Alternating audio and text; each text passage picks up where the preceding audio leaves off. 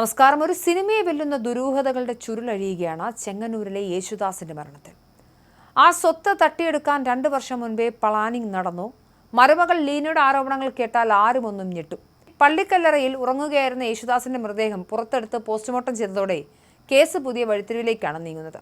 സഹോദരൻ ഗബ്രിയലിനെതിരെയാണ് കുടുംബം വിരൽ ചൂണ്ടുന്നത്. 2 വർഷം മുൻപേ തയ്യാറാക്കിയ മരണക്കെണിയാണെന്ന ആക്ഷേപം അടക്കം വരുന്നുണ്ട്.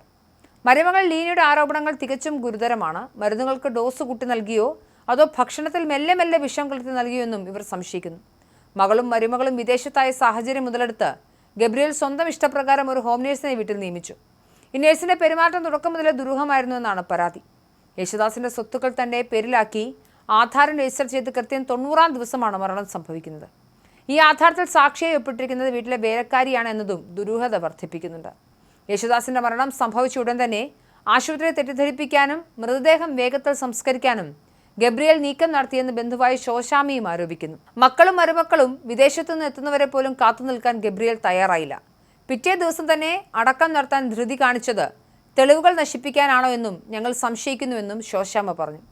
കഴിഞ്ഞ ചൊവ്വാഴ്ചയാണ് യേശുദാസിന്റെ മൃതദേഹം ശവക്കല്ലറയിൽ നിന്നും പുറത്തെടുത്ത് പോസ്റ്റ്മോർട്ടം ചെയ്തത്. മാർച്ച് 20-നായിരുന്നു യേശുദാസിന്റെ മരണം.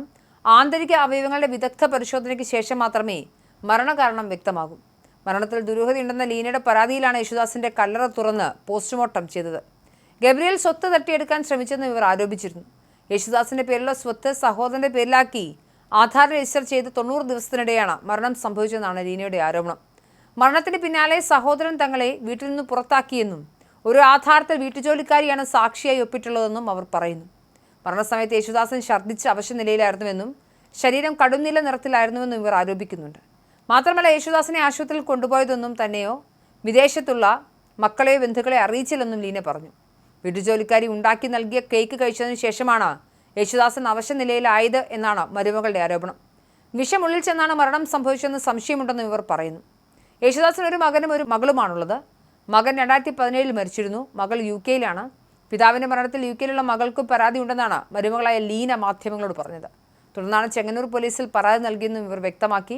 ഒരു സാധാരണ മരണം എന്ന് കരുതിയെടുത്തു നിന്നും സിനിമയെ വെല്ലുന്ന രീതിയിലുള്ള ഗൂഢാലോചനയുടെയും സ്വത്തുതർക്കത്തിന്റെയും കഥകളാണ് ചെങ്ങന്നൂരിലെ യേശുദാസിന്റെ മരണത്തിൽ ഇപ്പോൾ പുറത്തുവരുന്നത്. സ്വന്തം സഹോദരനെതിരെ മരുമകളും മകളും ഉന്നയിക്കുന്ന ആരോപണങ്ങൾ സത്യമാണെങ്കിൽ അതൊരു ക്രൂരമായ ആസൂത്രിത കൊലപാതകത്തിന്റെ തെളിവായി മാറും.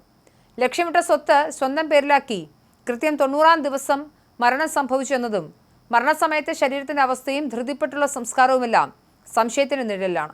പള്ളിക്കല്ലറ തുറന്നുള്ള പോസ്റ്റ്മോർട്ടം റിപ്പോർട്ടും ആന്തരിക അവയവങ്ങളുടെ രാസപരിശോധനാ ഫലവും പുറത്തുവരുന്നതോടെ മാത്രമേ മരണക്കെണിയുടെ യഥാർത്ഥ ചുരുളഴിയുകയുള്ളൂ. നിയമ സംവിധാനങ്ങളുടെ പഴുതടച്ചുള്ള അന്വേഷണം ഈ കുടുംബത്തിന് നീതി ഉറപ്പാക്കുമെന്നും നമുക്ക് പ്രത്യാശിക്കാം.